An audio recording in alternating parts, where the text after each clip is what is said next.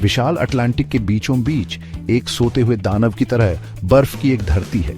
ये ग्रीनलैंड है, दुनिया का सबसे बड़ा द्वीप। लंबी अंधेरी सर्दियां छोटी लेकिन तेज गर्मियों को रास्ता देती हैं। जैसे एल्प्स में सर्दी, बस और भी कठोर। आधी रात का सूरज आसमान को गुलाबी और सुनहरे रंगों से रंग देता है, जैसे कोई इम्प्रेशनिस्ट पेंटिंग। और रात में ऑरोरा बोरियालिस आसमान को रोशन करता है, जैसे स्नो क्वीन की किसी परी कथा में। कठिन परिस्थितियों के बावजूद जीवन यहाँ अद्भुत रेजिलियंस के साथ फलता फूलता है। ध्रुवीय भालू बर्फ पर घूमते हैं, भेल बर्फीले पानी में तैरती हैं, लाखों समुद्री पक्षी आसमान में उड़ते हैं। हजारों सालों से इनुइट लोग, जो यहाँ के मूल निवासी हैं, इस द्वीप पर रहते आए हैं। आज ग्रीनलैंड एक ऐसी जगह है जहाँ परंपरा और आधुनिकता मिलती है, युगों का एक सच्चा मिलन।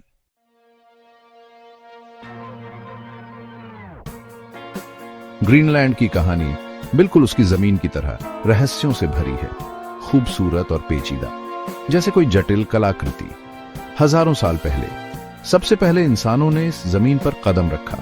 ये थे पेलियो एस्किमो, बहादुर शिकारी जो दूर देश से आकर आर्कटिक में बस गए। उसके बाद आए नॉर्स खोजी, वाइकिंग्स एरिक दी रेड के नेतृत्व में। उन्होंने तट पर बस्तियां बनाई, मुश्किल हालात में जीने की कोशिश की। छोटे हिमयुग के आने से जीवन और भी कठिन हो गया और वाइकिंग बस्तियां गायब हो गई, जैसे धूप में बर्फ। 18वीं सदी में डेनमार्क ने इस द्वीप पर दावा किया। ग्रीनलैंड के इतिहास में एक नया अध्याय शुरू हुआ।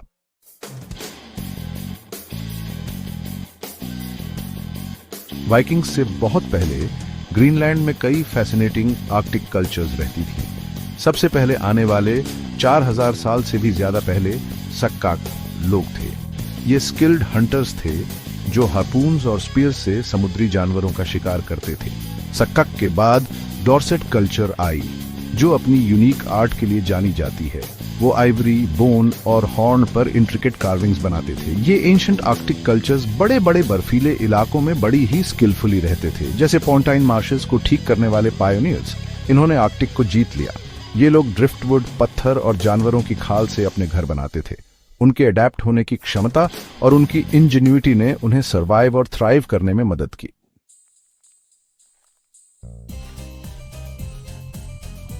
13वीं सदी के आसपास थुले लोग ग्रीनलैंड पहुंचे।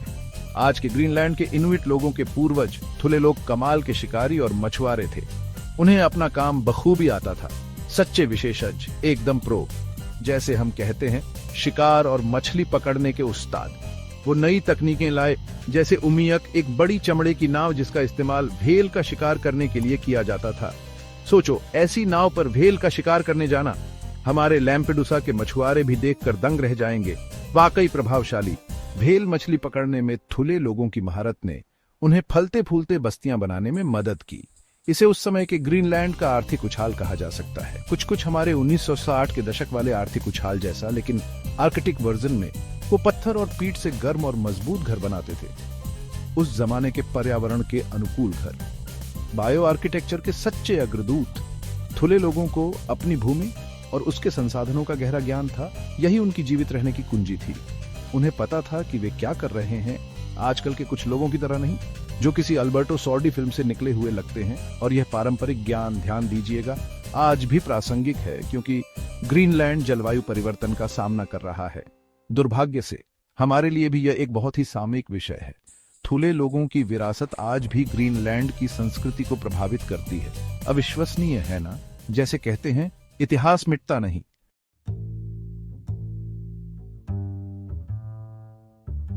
ग्रीनलैंड के इनुइट लोग, जो आर्कटिक के असली निवासी हैं, सच्चे मायनों में मुश्किल हालात में सर्वाइवल के उस्ताद हैं। सैचमैन, वहां जिंदा रहना ए से नहीं है जैसे पार्क में स्ट्रोल करना। ये आर्कटिक के जीवन के नाजुक बैलेंस को समझते हैं, मानो पुरानी कहानियों के ज्ञान से गाइडेड हों, जो पीढ़ी दर पीढ़ी चली आ रही हैं, जैसे दादी नानी की कहानियां। इनकी संस्कृति, इनकी परंपराएं और इनका पूरा जीवन प्रकृति से जुड़ा हुआ है। जैसे पेड़ की जड़ें उसके ऊपरी हिस्से को पोषण देती हैं। सब कुछ आपस में जुड़ा है, जैसे किसी स्विस घड़ी में।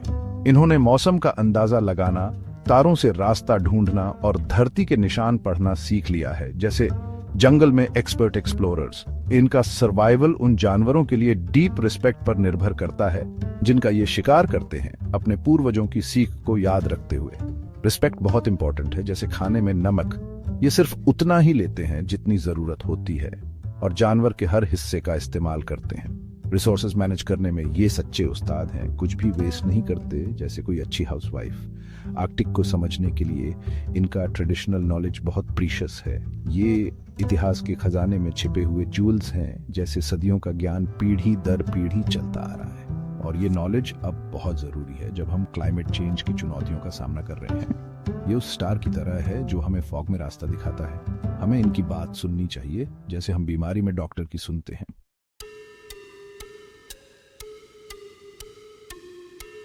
ग्रीनलैंड में वाइकिंग्स की कहानी एरिक द रेड से शुरू होती है।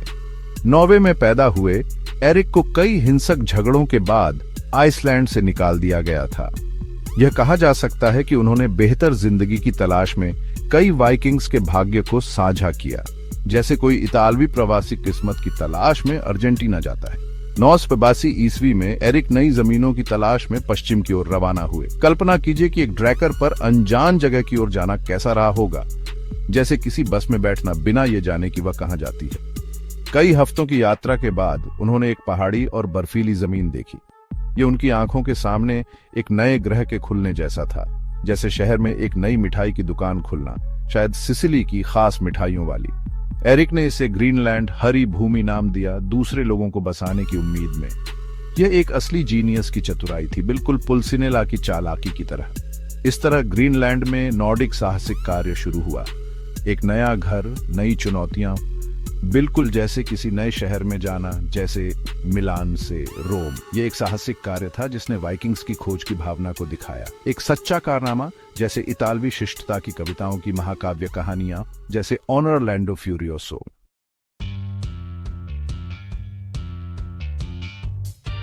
एरिक दी रेड ने ग्रीनलैंड में पहली वाइकिंग बस्ती ब्राटाह्लीद में बनाई और वाइकिंग जहाज उनके पीछे पीछे आए, जानवरों, औजारों और निर्माण सामग्री से भरे हुए। कुशल किसान और नाविक होने के नाते वाइकिंग्स इस नई जगह पर एक अच्छी कॉलोनी बनाने में कामयाब रहे, बिल्कुल जैसे फार वेस्ट के पायोनियर्स, लेकिन थोड़ा नॉर्डिक अंदाज में। उन्होंने मजबूत लकड़ी और घास फूस के घर बनाए जो उनकी स्कैंडिनेवियन विरासत दिखाते थे, जैसे पहाड़ी घर लेकिन एक वाइकिंग टच के साथ। उन्होंने चरागाह और खेत बनाने के लिए जमीन साफ की और जानवर पाले, बिल्कुल जैसे हमारे पूर्वजों ने नई जगहों पर किया था। समुद्र ने उन्हें मछली और सील प्रदान की, जिससे उनका खाना पूरा होता था, जैसे मेडिटेरेनियन सी के मछुआरे अपना पेट भरते हैं। बसने वालों ने अपने कानून और रीति रिवाजों के साथ एक अच्छी सोसाइटी बनाई, मानो वाइकिंग वेनिस या जिनुआ। सदियों तक ग्रीनलैंड में वाइकिंग बस्तियां फलती फूलती रहीं, एक तरह की रहस्यमयी जगह जैसी।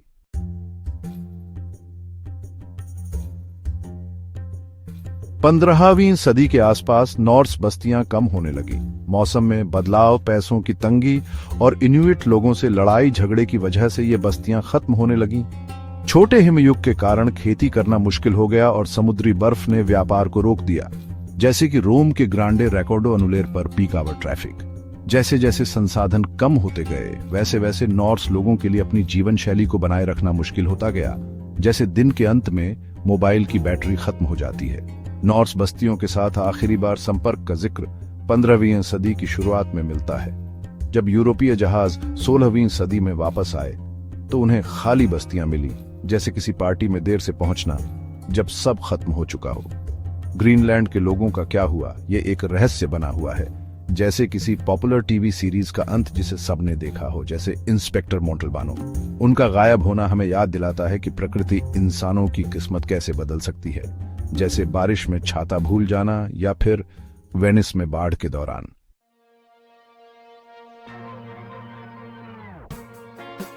18वीं सदी ग्रीनलैंड के इतिहास में एक नया मोड़ लेकर आई। आर्थिक और सामरिक हितों से प्रेरित होकर डेनमार्क ने ग्रीनलैंड पर अपना प्रभाव मजबूत किया। रॉयल ग्रीनलैंड ट्रेडिंग कंपनी ने सदियों तक इस द्वीप की अर्थव्यवस्था को आकार दिया। ये कहना गलत नहीं होगा कि ये ग्रीनलैंड की ईस्ट इंडिया कंपनी बन गई। व्यापारिक चौकियां और मिशन तट पर स्थापित किए गए। इनुइट लोगों ने यूरोप को कीमती सामान उपलब्ध कराते हुए पर व्यापार में सक्रिय रूप से भाग लेना शुरू कर दिया। इनुइट लोगों की पारंपरिक जीवन शैली धीरे धीरे दानिश प्रभाव में बदल गई। जैसे कहते हैं, नई झाड़ू अच्छी तरह साफ करती है। दानिश भाषा और संस्कृति ने ग्रीनलैंड के समाज पर बढ़ता प्रभाव डालना शुरू कर दिया। इन औपनिवेशिक संबंधों ने ग्रीनलैंड के सामाजिक, आर्थिक और राजनीतिक विकास को आकार दिया।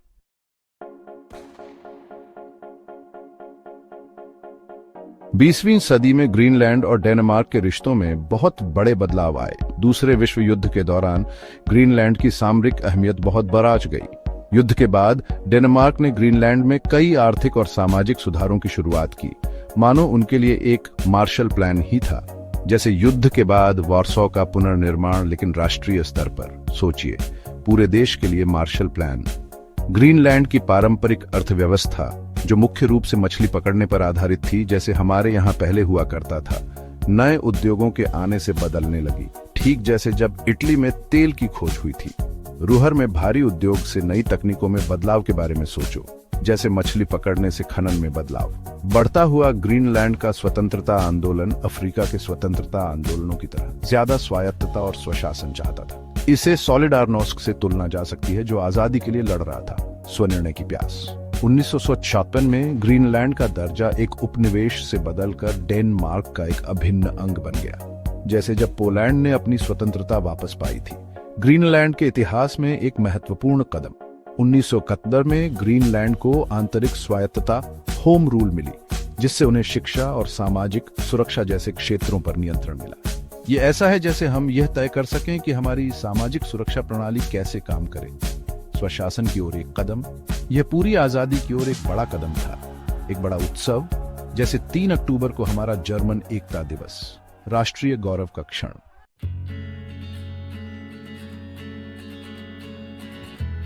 आजकल ग्रीनलैंड एक चौराहे पे खड़ा है, अपनी संस्कृति और आज की मुश्किलों के बीच बैलेंस ढूंढ रहा है, जैसे भूतकाल और भविष्य के बीच झूल रहा हो।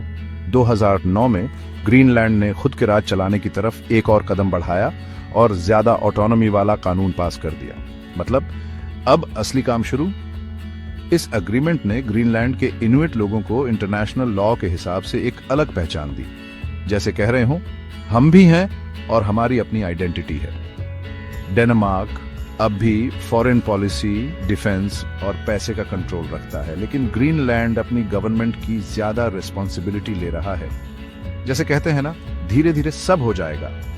ग्रीनलैंड क्लाइमेट चेंज, अपनी इकोनॉमी को डाइवर्सिफाई करने और अपनी संस्कृति को बचाने जैसी कई प्रॉब्लम्स फेस कर रहा है। एक पूरा चक्रव्यूह।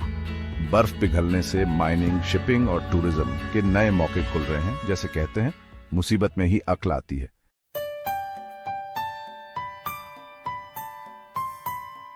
ग्रीनलैंड की कुदरती खूबसूरती देखते ही बनती है। बर्फ, रोशनी और साफ सुथरे नजारों का एक किंगडम, बिल्कुल जैसे टीवी सीरीज में दिखाते हैं, रिमोट जगहों जैसा। ग्रीनलैंड की आइस शीट दुनिया की दूसरी सबसे बड़ी, पूरे अंदरूनी हिस्से को एक विशाल कंबल की तरह ढके हुए है। बर्फ की ये मोटी परत धरती के क्लाइमेट हिस्ट्री को संजोए हुए है, मानो जमे हुए राजों से भरा कोई खजाना हो।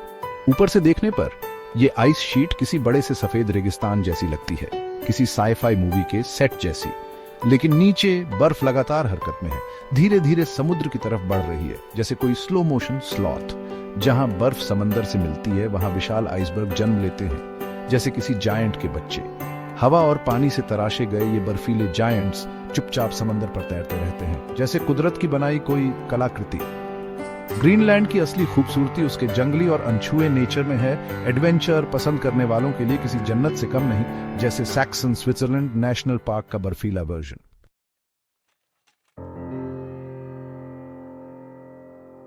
ग्रीनलैंड का कोस्ट एक बहुत बड़ा फ्योर्ड्स का मेज है, जो लाखों सालों में ग्लेशियर्स ने बनाया है। सोचो नेचर की पावर का, जिसने ये मास्टरपीस बनाया है। जैसे कोई स्कल्प्टर छेनी हथौड़ी से बनाता है, वैसे ही ग्लेशियर ने इसे शेप दिया है। ये पानी के रास्ते, ऊंची क्लिफ्स और वाटरफॉल्स से घिरे हुए ब्रेथ टेकिंग व्यूज देते हैं, जैसे किसी फेरी टेल में। ये एक ऐसी जगह है जो इंस्पायर करती है और अमेज करती है। फ्योर्ड्स का काल्म पानी माउंटेन्स और आइसबर्ग्स को रिफ्लेक्ट करता है, एक पिक्चर परफेक्ट व्यू बनाता है। ये नेचर का असली मिरर है। सील्स बर्फ पर धूप सेंकते हैं और सी बर्ड्स फ्योर्ड्स के ऊपर उड़ते हैं। नेचर लवर्स के लिए एक पैराडाइज, जैसे डोलोमाइट्स में एक्सपेडिशन, बस थोड़ा ठंडा। वेल्स यहाँ पानी में मरीन लाइफ की रिचनेस की वजह से आते हैं। वेल देखना लॉटरी जीतने जैसा है। समर्स में सूरज ढलता नहीं है और फ्योर्ड्स को गोल्डन लाइट से भर देता है। इसे मिडनाइट सन कहते हैं। एक अमेजिंग और अनफॉरगेटेबल एक्सपीरियंस। हवा फ्रेश और क्लीन है, सी ब्रीज की खुशबू के साथ। गहरी सांस लो और इस रिफ्रेशिंग एनर्जी को फील करो, किसी वेलनेस वेकेशन से भी बेटर। इन फ्योर्ड्स को एक्सप्लोर करना अनफॉरगेटेबल एक्सपीरियंस है, जैसे किसी दूसरी दुनिया में जाना, सोल के लिए एक एडवेंचर।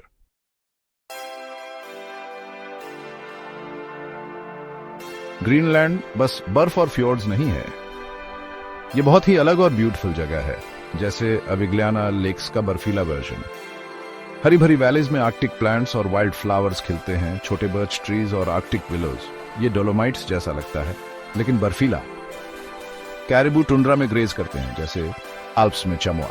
और आर्कटिक फॉक्सेस, हमारे इटालियन फॉक्सेस जैसे चालाक, शिकार करते हैं। मस्क ऑक्स ऊंचे हिल्स में घूमते हैं, उनके बड़े हॉर्न्स उनकी ताकत दिखाते हैं, जैसे सार्डिनियन मुफलों के हॉर्न्स। ग्रीनलैंड में बहुत सारे बर्ड्स हैं, खासकर कोस्ट पर एक बर्ड पैराडाइज जैसे वेनिस लगून। लाखों सी बर्ड्स जैसे पफिन्स, गिलेमोट्स और किटीवेक्स ब्रीडिंग सीजन में क्लिफ्स पर इकट्ठा होते हैं। उनके नेस्ट्स में बहुत एक्टिविटी होती है, जैसे क्राउडेड मार्केट। ग्रीनलैंड का स्काई बड़ा और बदलता रहता है, ये देखने लायक है। जैसे एओलियन आइलैंड्स के ऊपर स्काई सर्दियों में जब पोलर नाइट महीनों तक रहती है, नॉर्दर्न लाइट्स आसमान में अपना जादू दिखाते हैं। हरा, गुलाबी और बैंगनी लाइट्स आसमान में चमकते और घूमते हैं, कमाल का नजारा, एक natural firework display. Northern lights देखना अनफॉरगेटेबल एक्सपीरियंस है, नेचर की पावर और ब्यूटी याद दिलाता है।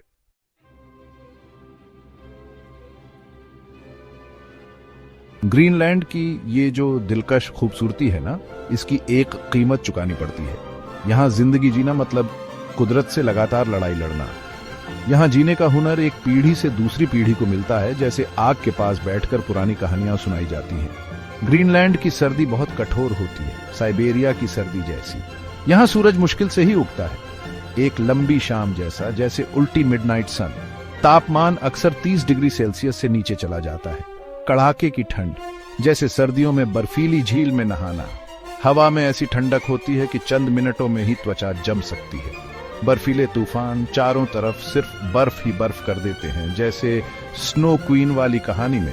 यहाँ के सबसे अनुभवी शिकारी भी सर्दियों का सम्मान करते हैं।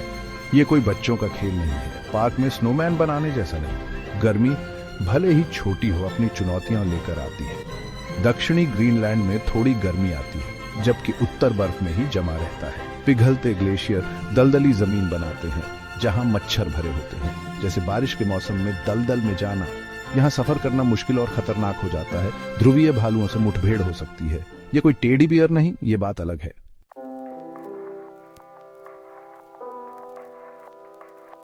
ग्रीनलैंड बैडे बैडे जमीन और बिखरे हुए घरों वाला इलाका है। 56,000 से थोड़ी ज्यादा आबादी के साथ, जो मेक्सिको से भी बड़े एरिया में फैली है। ये दुनिया के सबसे कम गाने बस्ती वाले देशों में से एक है। सोचो अगर रोम के सारे लोग त्रस्तेवरे जैसे छोटे से मोहल्ले में ही रहने लगन। ये अलग थलग रहना ग्रीनलैंड की जिंदगी के हर पहलू को आकर देता है, जैसे किसी और ही ग्रह पर रहना, लेकिन ये तो यहाँ धरती पर ही है। ज्यादातर बस्तियां समुंदर किनारे हैं और समुंदर पर निर्भर हैं, बिल्कुल लिगुरिया में सिंक्वे तेरे के मछुआरों की तरह। सिर्फ समुंदर या हवा से पहुंचा जा सकता है। इन गांव में जरूरी समन आता है, जिसे वो बाकी दुनिया से जुड़े रहते हैं। ये हुमरे वेनेशियन लगून के आइलैंड्स जैसे हैं, जहां समन बोट से आता है। गांव के बीच सफर करना मुश्किल हो सकता है, खासकर सर्दियों में।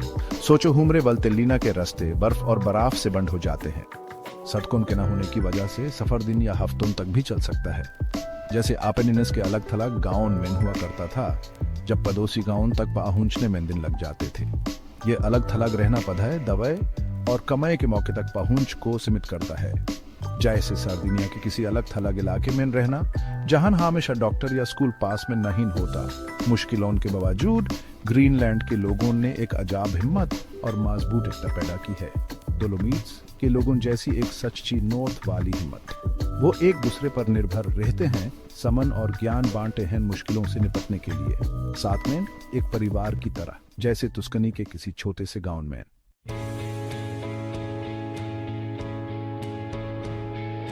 ग्रीनलैंड की दूर दराज की खूबसूरती की एक कीमत है। सामान मंगवाना एक महंगा काम है जो सीधा जिंदगी की ऊंची कीमत पर दिखाई देता है। यहाँ खाने पीने की चीजों की कीमतें यूरोप के मुकाबले दोगुनी या तिगुनी भी हो सकती हैं। सोचो एक सिंपल बैगेट की कीमत कितनी होगी। सर्दियों में ताजे फल और सब्जियां तो जैसे सोने के भाव बिकते हैं। जैसे कहते हैं ना, पहले पेट पूजा फिर काम दूजा। घर मिलना मुश्किल है और महंगे भी हैं। जरूरत ज्यादा है और पर्माफ्रॉस्ट में जगह कम। मानो किसी तीर्थ स्थल में जगह ढूंढना। घरों की कमी एक बड़ी समस्या है। घर का संकट यहाँ भी आ गया है। महंगाई लोगों के लिए बहुत बड़ी चुनौती है। यहाँ गुजारा करना भी एक कला है। महीने का खर्चा चलाना मुश्किल हो सकता है, खासकर कम कमाई वालों के लिए। उन्हें एड़ी चोटी का जोर लगाना पड़ता है। सरकार इन मुश्किलों को हल करने की कोशिश कर रही है। देखते हैं क्या होता है। महंगाई के बावजूद यहाँ लोगों में एकता और प्रकृति के लिए सम्मान बहुत ज्यादा है। जैसे कहते हैं, एकता में बल है। लोग पर्यावरण की रक्षा, आत्मनिर्भरता और अपनी अनोखी संस्कृति की कद्र करते हैं। यही उन्हें इस कठोर लेकिन खूबसूरत जमीन पर जीने में मदद करता है। जैसे हमारे दादा दादी कम संसाधनों में भी अपने परिवार के लिए अच्छा भविष्य बना लेते थे।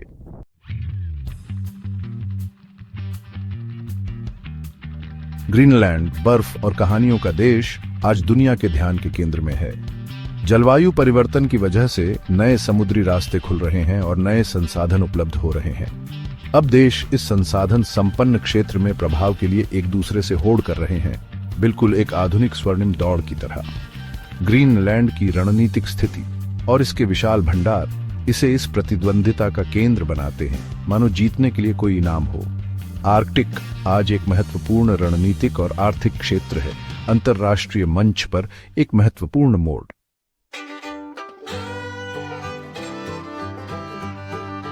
ग्रीनलैंड एक दौराहे पर है, एक बैलेंस ढूंढ रहा है, जैसे रस्सी पर चलना, ज्यादा आजादी और इकोनॉमिक डेवलपमेंट की चाहत के बीच, और अपने नाजुक एनवायरनमेंट को बचाने और अपनी यूनिक कल्चरल हेरिटेज को प्रिजर्व करने की जरूरत के बीच जैसे सही बैलेंस ढूंढना मुश्किल काम है।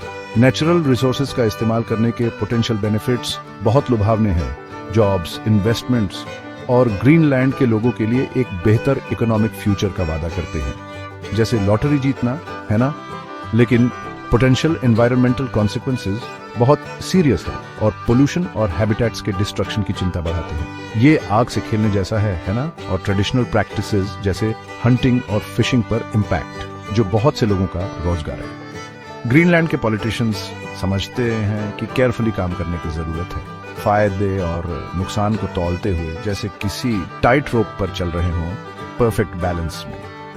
उनका मकसद नेचुरल रिसोर्सेज को मैनेज करने का एक सस्टेनेबल अप्रोच है, जो इकोनॉमिक डेवलपमेंट को एनवायरनमेंट प्रोटेक्शन के साथ बैलेंस करे और जो इंडिजिनस कम्युनिटीज के राइट्स का सम्मान करे, क्योंकि आखिरकार वही लोग वहां रहते हैं।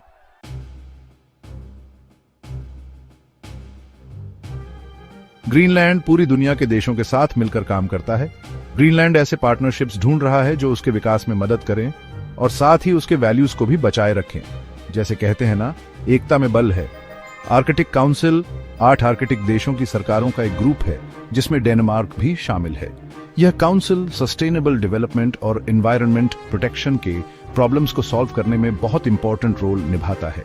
यह एक तरह से गोलमेज सम्मेलन जैसा है, जहां नॉर्थ के इंपॉर्टेंट मैटर्स पर चर्चा होती है। जैसे गांव में लोग चौपाल पर बैठकर बातें करते हैं, ग्रीनलैंड डेनमार्क का हिस्सा होने के नाते आर्कटिक काउंसिल में अपनी बात रखता है और इंपॉर्टेंट आर्कटिक इश्यूज पर डिस्कस करता है। वो पीछे नहीं हटते, अपनी बात खुलकर कहते हैं, बिल्कुल किसी एक्सपीरियंस नेता की तरह। ग्रीनलैंड दूसरे देशों के साथ भी सस्टेनेबल डेवलपमेंट के लिए पार्टनरशिप्स करता है।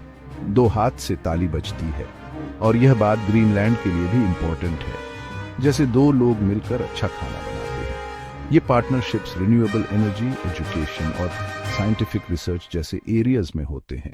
इनका मकसद ग्रीनलैंड की स्ट्रेंथ को बढ़ाना और नॉलेज शेयर करना है। जैसे कहते हैं, ज्ञान ही शक्ति है। यह बात आज भी सच है। जैसे किसी रेस्टोरेंट में जाने से पहले मेन्यू देखना। ग्रीनलैंड जानता है कि बदलते आर्कटिक में चैलेंजेस का सामना करने और अपॉर्चुनिटीज का फायदा उठाने के लिए इंटरनेशनल कोऑपरेशन बहुत इंपॉर्टेंट है। कहते हैं ना, एकता में बल है, जैसे एक अच्छी क्रिकेट टीम की तरह।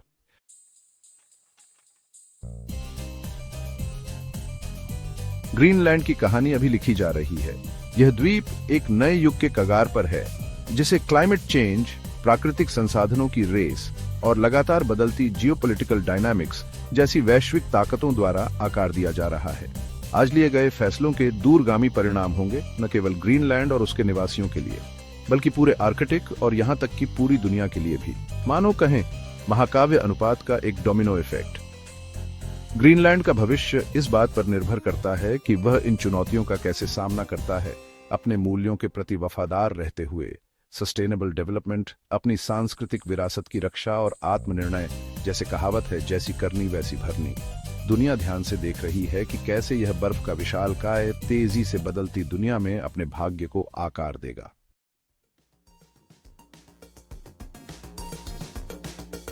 ग्रीनलैंड बदलाव के तूफान के बीच में है, अपने बर्फ में जमे हुए अतीत और लहर की तरह आगे बढ़ते भविष्य के बीच संतुलन की तलाश में।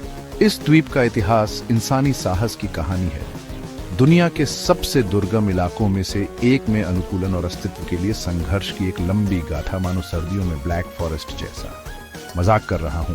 पुराने शिकारियों से लेकर आज के इनुइट समुदायों तक इस धरती ने अपने निवासियों को ढाला है, प्रकृति के साथ एक गहरा रिश्ता बनाया है। जैसे कोई गांव में रहने वाला हर चिड़िया को नाम से जानता हो। लेकिन दुनिया बदल रही है और ग्रीनलैंड भी। ये थोड़ा ऐसा है जैसे आपकी पसंदीदा टीम का कोच बदल जाए, है ना? सब कुछ अलग हो जाता है। पिघलते हुए ग्लेशियर आर्कटिक के परिदृश्य को बदल रहे हैं, नए रास्ते खोल रहे हैं, लेकिन पुरानी समस्याओं को भी बढ़ा रहे हैं। समझ रहे हैं ना? जैसे नया मोबाइल फोन खरीदो और बैटरी तुरंत खत्म हो जाए। ग्रीनलैंड का भविष्य इस बात पर निर्भर करता है कि वह इन उफान भरे पानी में कैसे आगे बढ़ता है। जैसे उल्टी धारा में नाव चलाना, समझ रहे हैं? वर्तमान की जरूरतों और भविष्य की मांगों के बीच संतुलन बनाना, जैसे हम महीने के अंत में अपने खर्चे पूरे करने की कोशिश करते हैं।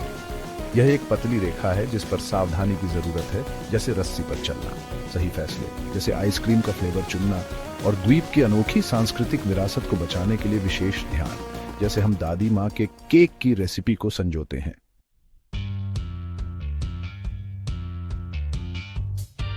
लेकिन इन सब अनिश्चितताओं के बीच एक चीज पक्की है, ग्रीनलैंड के लोगों का अदम्य साहस, उनकी रेजिलियंस, जो नेचर के साथ हार्मनी में जनरेशन से चली आ रही जिंदगी से बनी है, उनकी सबसे बड़ी ताकत है। जैसे कहते हैं ना, जो हमें नहीं तोड़ता वो हमें मजबूत बनाता है। बिल्कुल टुंड्रा में भेड़िए की तरह। ये वो लोग हैं जो आर्कटिक में जिंदगी के डेलिकेट बैलेंस को समझते हैं और जमीन और उसके निवासियों की पावर का सम्मान करते हैं। वो जानते हैं कि नेचर वाइज होती है, बिल्कुल कहानियों वाली मदर नेचर की तरह, थोड़ा सा बेफाना जैसी, जो गिफ्ट्स लाती है।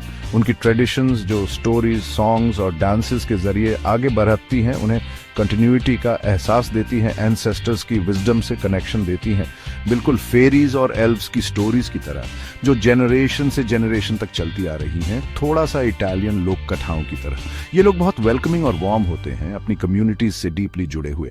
उनकी हंसी फ्योर्ड्स में गूंजती है, अंधेरे में रोशनी की किरण की तरह, एक सच्ची कंपानिया। समझ रहे हो ना? बिल्कुल फुटबॉल की बेला स्क्वाड्रा की तरह। ग्रीनलैंड बढ़ते अवेयरनेस के साथ फ्यूचर की तरफ बायच रहा है, अपनी डेस्टिनी खुद बनाने की कोशिश कर रहा है। दुनिया ध्यान से देख रही है, इस एक्स्ट्रॉर्डिनरी स्टोरी के नेक्स्ट चैप्टर का इंतजार कर रही है। ग्रीनलैंड बर्फ और रोशनी की धरती अपने आइसी एम्ब्रेस में एक ब्राइट फ्यूचर की संभावना रखती है, सिर्फ अपने लोगों के लिए नहीं, बल्कि हम सब के लिए। देखने के लिए धन्यवाद। चैनल को सब्सक्राइब करें। शुक्रिया।